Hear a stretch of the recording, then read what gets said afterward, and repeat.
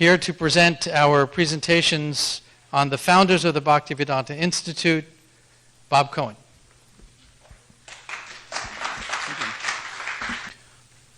Which one's me? Which one?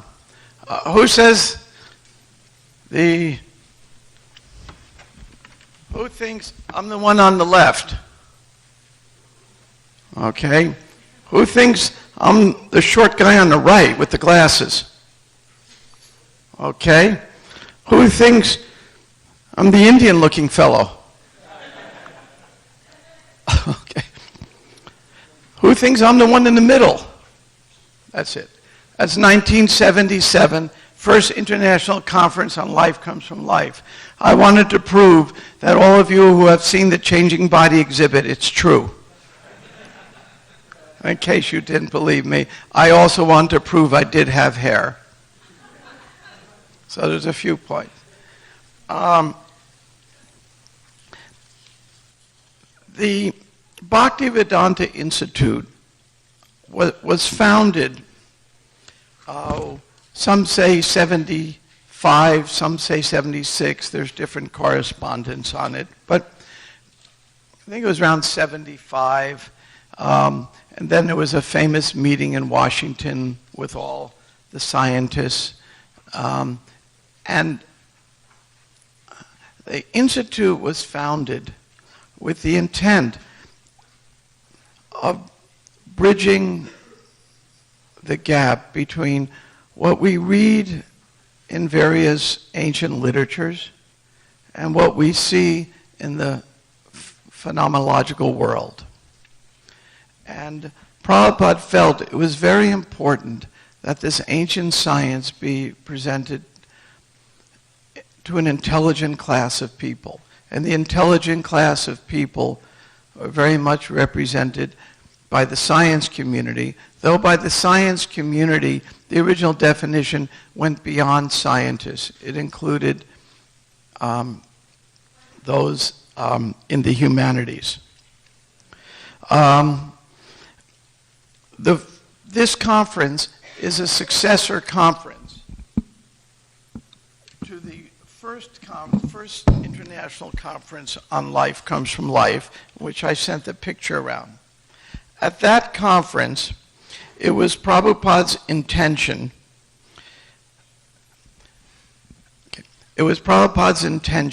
that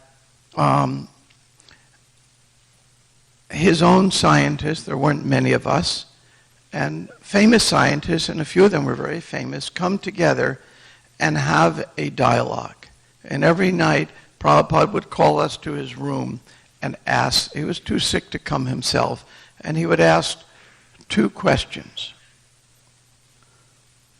What were their arguments? What were your arguments? What was discussed? He wanted a dialogue. And a dialogue he got. And the topic was, does life come from matter or does life come from life? And one of the scientists from Delhi came, and he presented this idea of liquid crystals, that liquid crystals could explain consciousness. You get them as toys, you press them and they turn all kinds of colors. So he was going for a Nobel Prize. And he had this idea that liquid crystals could actually explain it. And he had some theory in thermodynamics, and he applied it. We had a response to it. But after his talk, he asked for questions. And one lady kept raising her hand, and he wouldn't call on her. Finally, he answered all the questions. This one lady was still raising her hand. So he had to call on her. So she stood up and said, I am his wife. And all this atheistic nonsense he's saying, he goes to the temple with me all the time, don't worry.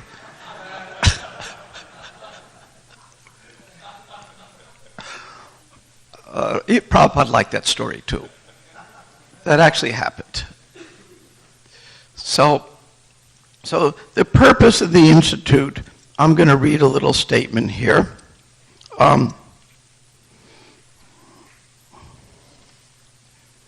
Prabhupada was never one to criticize modern materialistic science per se, but only insofar as it ignores and rejects the fully verifiable findings of the higher science of transcendence, of which he was an unquestioned master.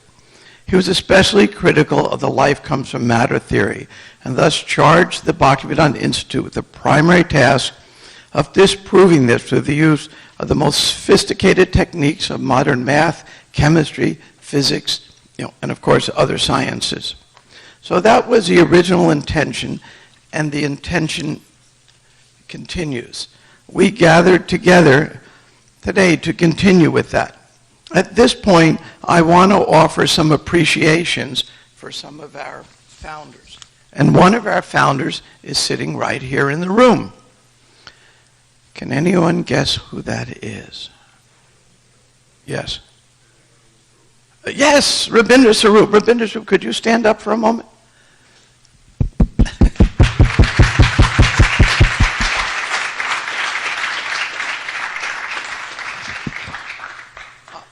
Rabindra Swarup, William Deadwyler, was a renegade. He did something that wasn't done much by those days. He actually tried to get educated in the university. And eventually got his PhD from Temple University. So he just went from one temple to another. Okay, that was bad.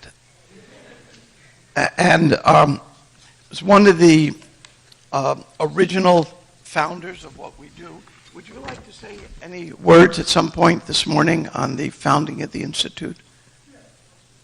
Okay. In a moment, we'll have you up there. We'd appreciate that very much. And then another founder was Rupanuga, who's not here today, but lives in the area. And of course, the primary founder of the Institute is, of course, our beloved Thodam Singh, Swarup Damodar Maharaj, and we're going to offer a special appreciation for him.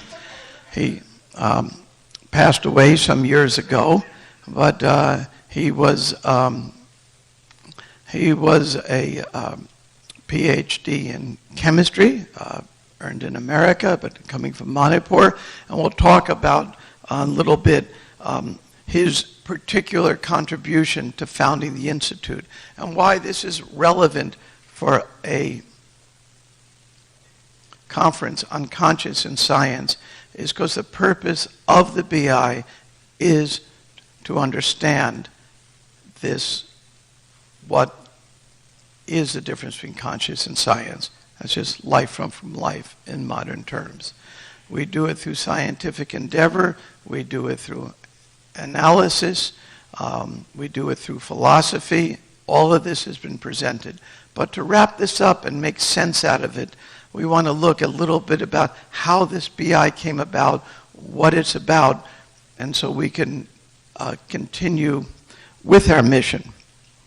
At this point, I'm going to ask Rabindra, William Deadwyler, to say a few words, and then we'll continue. Got it? Hare Krishna. I was surprised to find myself in the Bhaktivedanta Institute when the list was drawn up, because I'm not a scientist.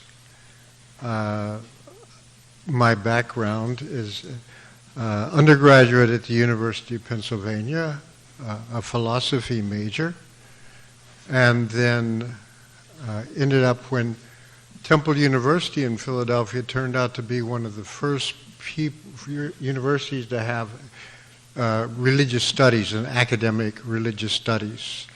And Penn had turned me up so much on atheistic philosophy, and I hated religion so much that I decided maybe I should check it out. And so I joined the religion department at Temple University, and my third year there I heard ching, ching, ching. And anyway, so then I got interested in Krishna consciousness. I'd finished all my coursework by then, 3 years of coursework. kept signing up for dissertation research while I joined a temple, not knowing it was going to be dissertation, joined a temple in the beginning of 71, and by the end of 71, I was the temple president simply because I was the oldest guy there and the only one who'd held down a job.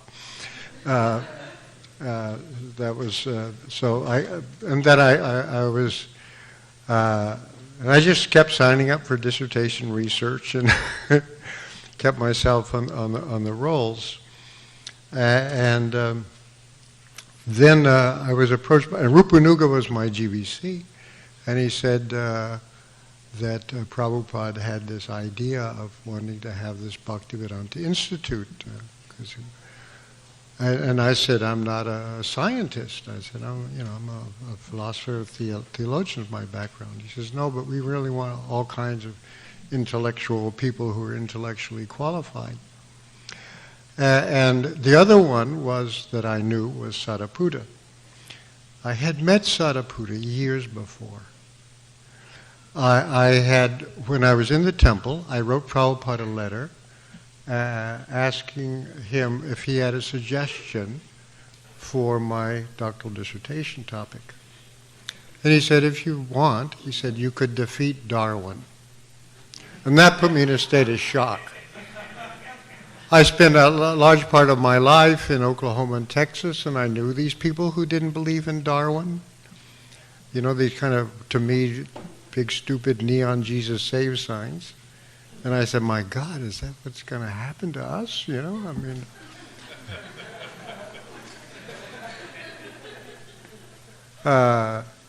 And then one day, a traveling Sankirtan party from New Vrindavan came, and Sariputta was on that. He had just joined the movement in New Vrindavan. Because he had a PhD in mathematics, they made him the treasurer.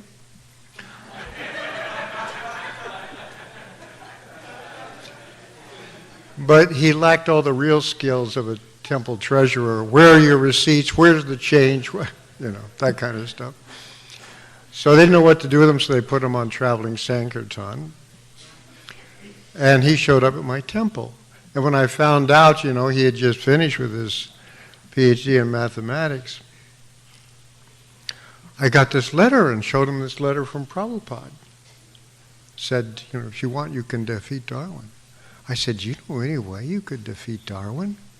And this is what he said, the most unforgettable words. He said, oh yes, he says, most mathematicians know that Darwin is wrong, but they don't say anything because it upsets the biologists so much.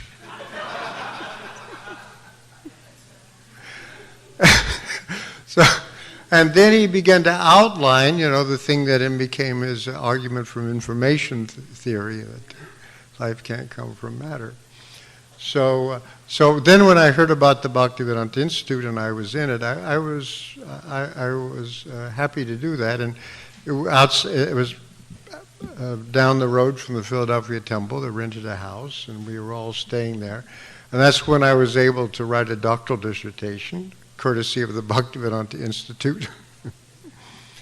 The PhD I have really belongs to ISKCON, and I hope to use it in Krishna service.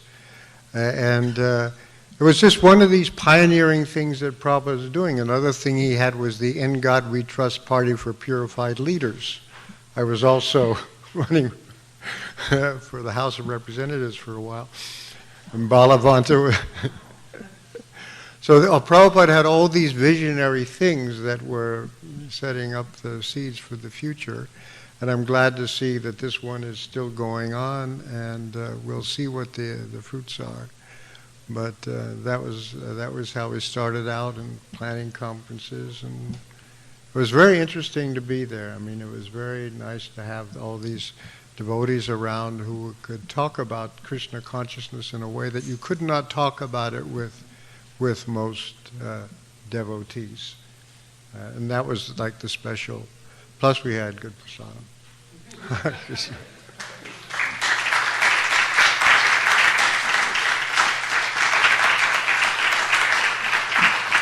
And tomorrow we will hear more from him at that meeting at my home. One more acknowledgement of one of the early BI, not in 1977, but right after. We have in our midst one of the very early major BI pioneers who I'd like to acknowledge. Most of you are familiar with his work. It's brilliant work, and he still continues to this day speaking, and that is Michael Cremo, our own Judah Karma. If you could stand for a moment.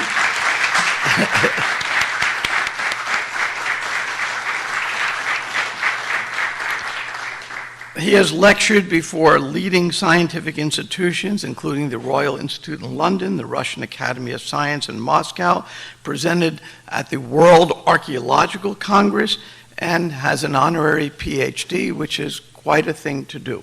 So we're going to hear more from him tomorrow and today during various sessions, but I just wanted to acknowledge the special pioneer in our midst and my friend and mentor in many ways.